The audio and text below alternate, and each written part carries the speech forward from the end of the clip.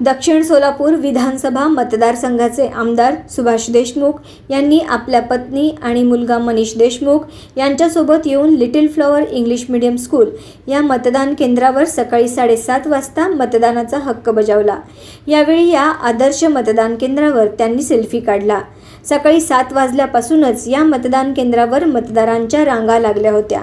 सुभाष देशमुख व त्यांचे कुटुंब यांनी रांगेत नागरिकांशी गप्पा मारून मतदानाचा हक्क बजावला। यावेळी माध्यमांशी बोलताना देशमुख म्हणाले, मी सकाळी लवकर येऊन मतदानाचा हक्क बजावला आहे। सोलापूरच्या नागरिकांनी आपला हक्क बजवावा असे आवाहन करताना काँग्रेसच्या उमेदवारावर टीका केली। सगळेच उपरे असतात, परंतु लोकसभा निवडणुकीत कोणाला काही देणे घेणे नाही। प्रत्येक जण विकासाला बघून मतदान करतात। आम्हाला 2045चा विकसित भारत निर्माण करायचा आहे, त्यामुळे दुसऱ्यांदा देशात मोदी सरकारच येणार असा दावा त्यांनी केला।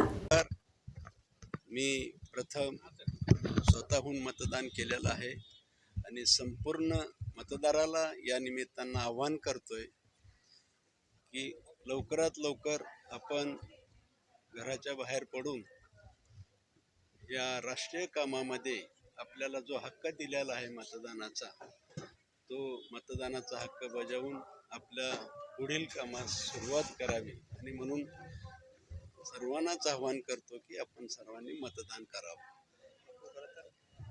प्रचार करण्याचा प्रयत्न जो आहे तो विरोधकांकडून झालेला होता, याला जनता कशा पद्धतीने उत्तर देईल, काय वाटतं? मला असं वाटतं की नागरिकाला लोकसभा मतदारसंघाचा लोकसभा सदस्य हा उपरा स्थानिक सर्वच उपरे आहेत तसे तर, परंतु स्थानिक नागरिकाला ह्या सर्व गोष्टी कळत असतात।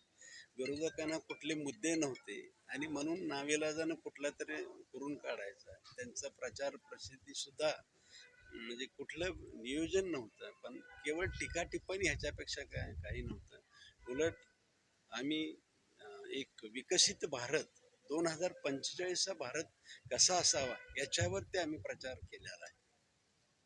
सातत्याने प्रचार होत होता, राहुल गांधी आले ते देखील म्हणाले संविधान बदलणार आहे, संविधान मोडून काढणार, अशा पद्धतीचे मला असं वाटतं की माननीय मोदी साहेब म्हणतात सर्वात म्हणजे गीता असेल, कुराण असेल, बायबल असेल, ह्याच्यापेक्षाही महत्त्वाचा म्हणजे कुराण आपलं संविधान हे महत्त्वाचं आहे आणि कुणीही संविधानचं काही करणार नाही। उलट खरं म्हणजे आपल्याला आठवत असेल आणीबाणीच्या काळात या संविधानाचा कुणी गैरवापर केला हे आपल्याला सगळ्यांना माहिती आहे, परंतु भारतीय जनता पक्षाच्या चुकून म्हणत आणि कुणीच याचा संविधानात बदल करू शकणार नाही याची खात्री आहे आणि केवळ अपप्रचार करून सामान्य नागरिकांची मनं विचलित करणं हे विरोधी पक्षाचं सध्याचं धोरण दिसतंय।